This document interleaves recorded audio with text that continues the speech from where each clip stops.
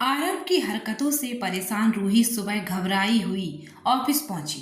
जैसे ही वह अपनी डेस्क पर बैठने लगी, उसने देखा कि आरव पहले से ही वहां बैठा उसका इंतजार कर रहा था। उसके चेहरे पर हल्की मुस्कान थी और उसकी आंखों में एक अलग सी चमक थी। रूही ने धीरे धीरे उसके पास जाकर हल्की सी आवाज में कहा कि गुड मॉर्निंग। आरव ने भी उसकी मुस्कान का जवाब एक नजदीकी अंदाज में दिया, गुड मॉर्निंग स्वीट हार्ट। तुम्हें देखने के लिए सुबह से बेचैन था। रूही ने उसकी बातों का कोई जवाब नहीं दिया और अपनी कुर्सी पर आकर बैठ गई। आरव भी मुस्कुराते हुए उसकी तरफ झुक गया और बोला, आज तुम्हें काम सिखाने का पूरा मन है। आरव के चेहरे की मुस्कान आज उसे और भी परेशान कर रही थी। उसकी इस हरकत ने रूही को थोड़ा गुस्सा भी दिलाया। कभी वो उसका हाथ पकड़ता तो कभी हल्के से उसकी कुर्सी को अपनी तरफ खींच लेता। रूही ने झुंझलाते हुए कहा, आरव तुम कुछ ज्यादा ही पास आने लगे हो। आरव ने उसकी आंखों में देखते हुए हल्की मुस्कान दी।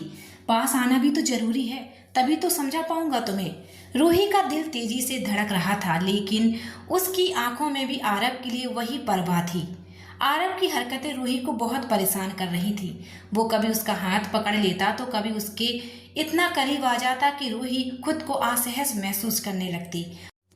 आरव का हर बार उसके करीब आना, उसकी हरकतें, सब कुछ रूही को बेचैन कर रही थी। वो कई बार उससे दूर भागने की कोशिश करती, लेकिन आरव की नजदीकियां उसके दिल में हलचल मचा रही थीं। आखिरकार परेशान होकर रूही ने आरव को एक कोने में ले जाकर कहा, आरव प्लीज अपनी ये आदतें बदलो। मैं नहीं चाहती कि हमारे बीच ऐसा कोई रिश्ता बने जो हमें और भी उलझा दे। आरव ने उसकी आंखों में देखा, उसकी मासूमियत में छुपे डर को महसूस किया। उसने एक गहरी सांस लेकर कहा, ठीक है रूही, मैं वादा करता हूँ मैं तुम्हें और परेशान नहीं करूंगा। रूही की आंखों में थोड़ी राहत और थोड़ी उलझन थी। शायद ये एक नई शुरुआत थी, थोड़ी खट्टी मीठी और पूरी तरह से सच्ची। रूही ने आरव से कहा, कृपया तुम मुझसे दूर रहो। मैं इस रिश्ते को समझने और निभाने के लिए अभी तैयार नहीं हूँ। आरव चुपचाप उसकी बातें सुनता रहा। कुछ देर बाद उसने रूही के करीब आकर कहा, मुझे सिर्फ तुम्हें समझाने का एक मौका दो। मैं कोई गलती नहीं करना चाहता। रूही की आंखों में आंसू थे। वो कहने लगी, क्यों आरव, तुम ऐसा क्यों कर रहे हो? मैंने क्या बिगाड़ा है जो इस तरह मुझसे बदला लेने की कोशिश कर रहे हो? आरव ने उसकी आंखों में देखते हुए धीमे से कहा, मैंने तुम्हें कभी तकलीफ देना नहीं चाहा। मुझे सच में तुम्हारी बहुत फिक्र है। काश मैं सच कह पाता, काश तुम समझ पाती कि ये सब सिर्फ तुम्हारे लिए है। रूही ने कुछ देर उसकी आंखों में देखा और फिर नजरें झुका ली। उसकी आंखों में आंसू थे, लेकिन उन आंसुओं में कहीं न कहीं एक हल्की सी मुस्कान थी, जैसे वो आरव की परवाह को महसूस कर पा रही थी। रूही की आंखों में आंसू थे। वो कांपती हुई आवाज में बोली, क्यों आरव, तुम ऐसा क्यों कर रहे हो? मुझे ये सब ठीक नहीं लग रहा।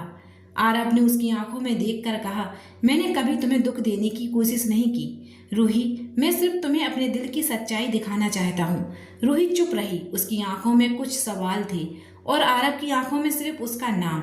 उसने धीरे से अपना हाथ बढ़ाया और रूही के चेहरे पर लटे बिखरे बालों को पीछे किया। फिर हल्की सी किस उसके माथे पर रख दी, एक प्यारी कोमल सी किस जिसमें ना कोई लालसा ना कोई बेकाबू ख्वाहिश, बस एक एहसास था कि तुम मेरे लिए बहुत खास हो। आरव का जुनून अब हद से भी ज्यादा बढ़ चुका था। वो बार बार रूही के करीब आने की कोशिश करता, उसके लिए हर हद पार करने को तैयार रहता, लेकिन रूही, उसके लिए इस रिश्ते में कोई जगह नहीं बची थी। रूही की झुकी नजरें उसके चेहरे पर साफ कह रही थी कि मैं ये सब नहीं चाहती आरव, लेकिन आरव अपनी जिद में था। उसने रूही का हाथ पकड़ते हुए कहा, रूही, मैं तुम्हारे बिना नहीं रह सकता, प्लीज ऐसा मत कहो। रूही ने आंसू भरी नजरों से उसे देखा और धीमे से कहा, आरव तुम समझ क्यों नहीं रहे हो? मैं तुम्हें पसंद नहीं करती, प्लीज मुझे अकेला छोड़ दो। लेकिन आरव की आंखों में पागलपन था। वो उसके और करीब आया और उसके माथे को छूकर बोला, मुझे फर्क नहीं पड़ता रूही, मैं तुम्हें खोना नहीं चाहता, मैं तुम्हें पाना चाहता हूँ। रूही ने खुद को थोड़ा पीछे किया और गुस्से से बोली, ये पागलपन है आरव, मैं तुम्हें ये सब करने की इजाजत कभी नहीं दूंगी। आरव की आंखों में झलकता जुनून और रूही की आंखों में दिखती नफरत, उनके बीच एक जंग सी छिड़ गई थी। शायद यही कहानी थी, प्यार की एक तरफा दीवानगी और किसी की सच्ची नफरत। आरव का जुनून अब हदें पार कर चुका था। उसने रूही से कहा, मुझे तुम्हें खोने का डर है।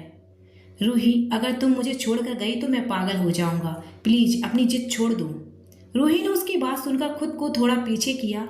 उसकी आंखों में एक डर था और शायद एक नफरत भी। वो सोच रही थी कि आरब को समझाना कितना मुश्किल है। आरब ने फिर से धीरे से उसके हाथों को पकड़ा और कहा, प्लीज मेरा गुस्सा खत्म कर दो, मैं तुम्हें खोना नहीं चाहता। रूही रूही ने गहरी सांस ली और कहा, आरब मैं तुमसे दूर जाना चाहती हूँ, प्लीज मुझे ऐसे मजबूर मत करो। लेकिन आरब के चेहरे पर वही जुनून था। उसने उसका हाथ फिर से मजबूती से थाम लिया और कहा, मैं तुम्हें जाने नहीं दूंगा। तुम्हारे लिए सब कुछ छोड़ सकता हूँ, लेकिन तुम्हें कभी नहीं छोड़ सकता। रूही ने एक झिझक के साथ अपनी नजरें झुका ली।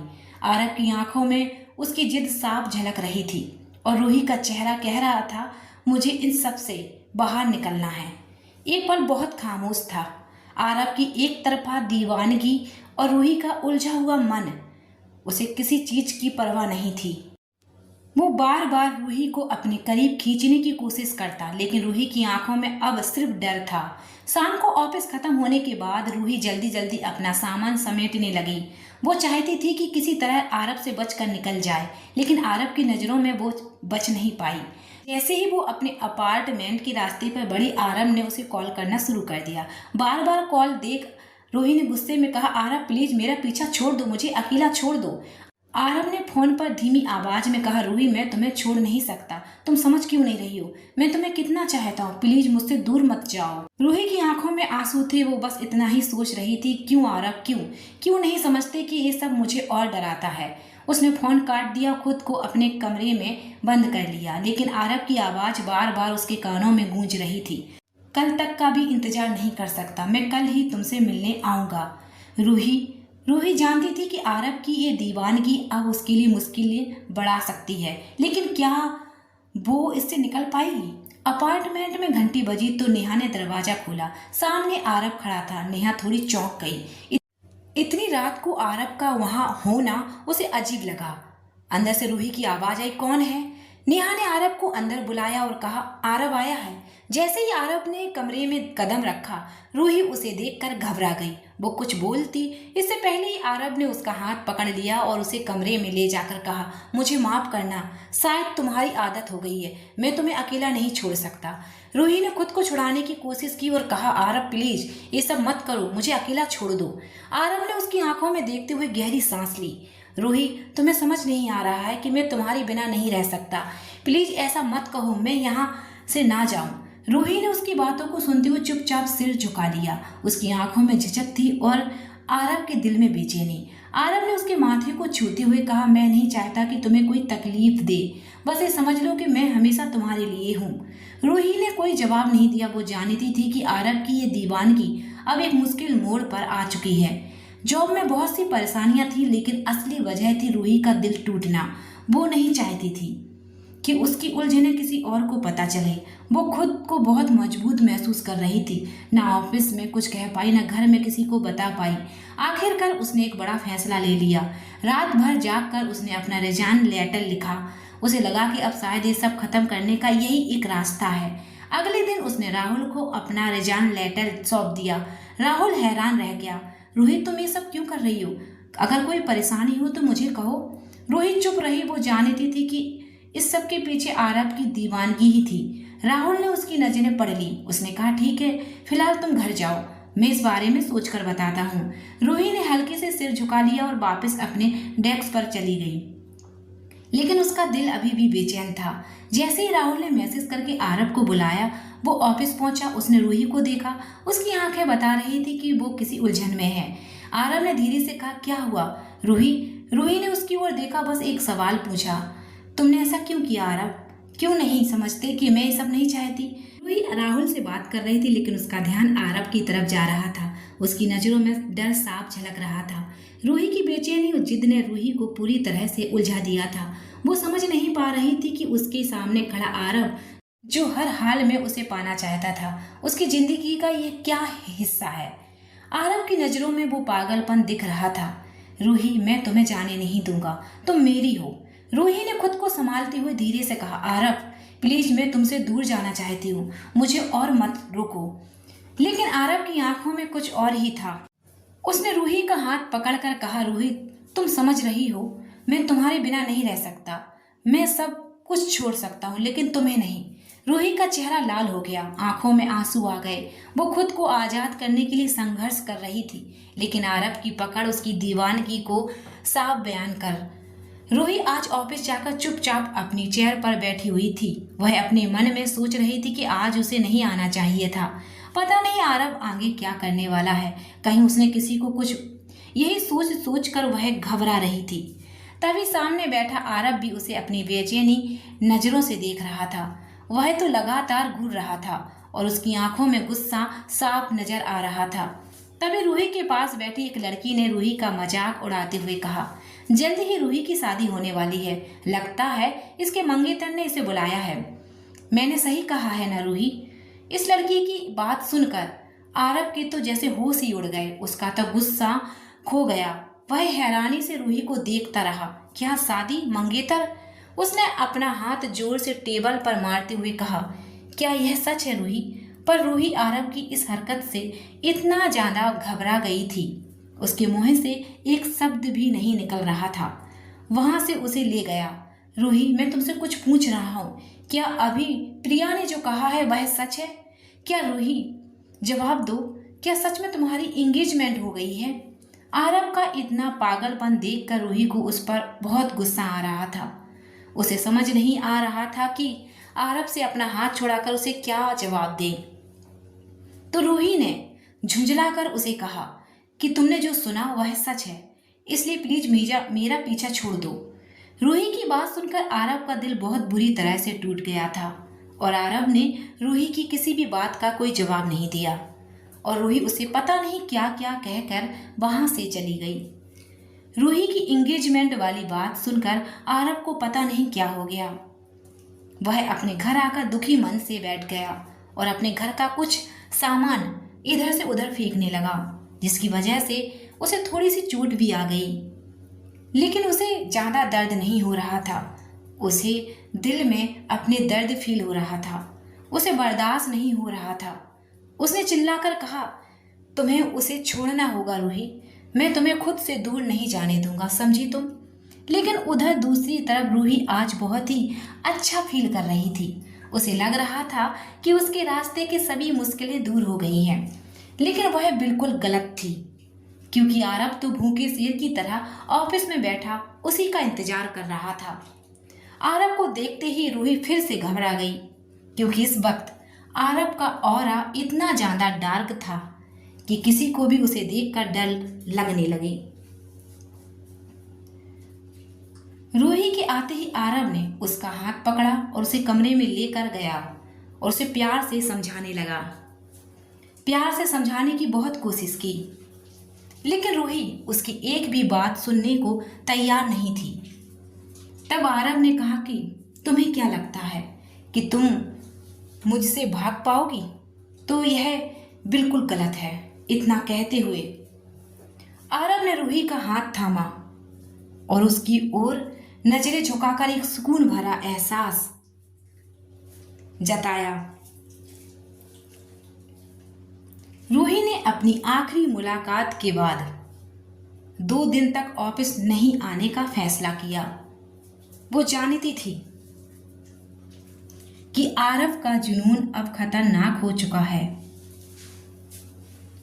उसकी गैर मौजूदगी ने आरब को और बेचैन कर दिया था।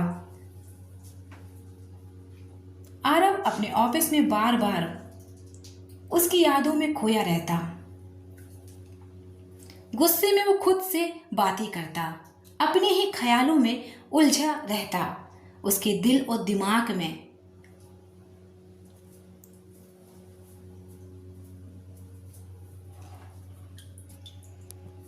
बस एक ही बात गूंज रही थी, रूही को फिर से देखना है, उससे बातें करना है। इन दिनों में आरब के चेहरे पर वही बेचैनी थी। उसके दिल का तूफान बढ़ता जा रहा था। वो हर पल बस रूही के नाम को दोहराता रहता, जैसे उसका नाम ही उसकी जिंदगी की सबसे बड़ी सच्चाई बन चुका था। आरब की बेचैनी अब उसके काबू में नहीं रही। वो बार बार सोच रहा था, कहीं रूही ने उससे शादी तो नहीं कर ली। अगर ऐसा हुआ तो मैं उसे कभी माफ नहीं करूंगा। रूही सिर्फ मेरी है। उसने बार बार रूही को कॉल करने की कोशिश की, लेकिन उसकी सारी कोशिशें बेकार जा रही थी। इसी बेचैनी में उसने राहुल से कहकर नेहा को एक पार्टी में बुलाया, लेकिन रूही वहां पर नहीं आई। आरव ने इतना नशा कर लिया था कि उसके होश भी उसका साथ छोड़ने लगे थे। उसने रूही के अपार्टमेंट की डुप्लीकेट चाबी से दरवाजा खोला और जैसे ही अंदर गया रूही घबरा गई। रूही ने आरव की हालत देखी तो उसकी सांसें रुक गई। वो पूरी तरह से नशे में था और बस एक ही बात दोहराए जा रहा था, रूही मुझे तुम्हारे साथ होना है, मुझे तुम्हारे पास आना है। रूही समझ गई अब उसे कोई फैसला लेना ही पड़ेगा। ये आरव की दीवानगी थी जिसे और बढ़ने देना उसके लिए ठीक नहीं था। आरव की आवाज में गहराई थी। प्लीज रूही, मैं पागल हो जाऊंगा अगर तुमने मुझे छोड़ दिया। मैं कभी तुम्हें परेशान नहीं करूंगा। तुम्हारे लिए अपनी सारी संख्या छोड़ दूंगा। रूही अब समझ चुकी थी कि ये सब सिर्फ उसकी जिद नहीं बल्कि आरव की दीवानगी थी। उसने अपने दिल को कड़ा कर लिया। वो जानती थी कि आरव का प्यार उसकी तकलीफ का कारण बन चुका है। उसने सोच लिया कि अब उसे किसी भी कीमत पर ये सब खत्म करना होगा। थोड़ी देर सोचने के बाद रूही ने अपने कमरे में एक फाइल निकाली। उसने वो फाइल आरव के सामने रख दी और कहा, अगर तुम मुझसे सच में प्यार करते हो तो प्लीज इस बार मेरी बात मानो। रूही ने आरव के सामने पेपर रखते हुए कहा, अगर तुम्हें लगता है कि ये सब सही है तो इन पेपर्स पर साइन करो, लेकिन याद रखना इसके बाद तुम्हें मुझे पूरी तरह से आजाद करना होगा। आरव ने पेपर्स को देखा और पूछा, ये पेपर्स किस चीज के हैं? रूही ने हल्की आवाज में कहा, ये इस बात का वादा है कि हमारे बीच की नजदीकियों के बाद तुम मुझसे कोई उम्मीद नहीं रखोगे, कोई रिश्ता, कोई सवाल, बस दूर चले जाना। आरव थोड़ी देर तक चुप रहा। वो समझ नहीं पा रहा था कि रूही के लिए ये सब कितना मुश्किल हो रहा है, लेकिन उसने वो पेपर साइन कर दिए। रूही ने वो कागज संभाल कर अपने पास रख लिए और गहरी सांस लेकर कहा, अब ये सब हमेशा के लिए खत्म हो जाएगा। आरव प्लीज अब मुझे और परेशान मत करो।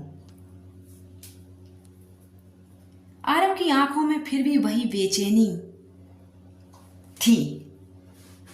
वो बस इतना ही कह सका, रूही मुझे सिर्फ तुम चाहिए।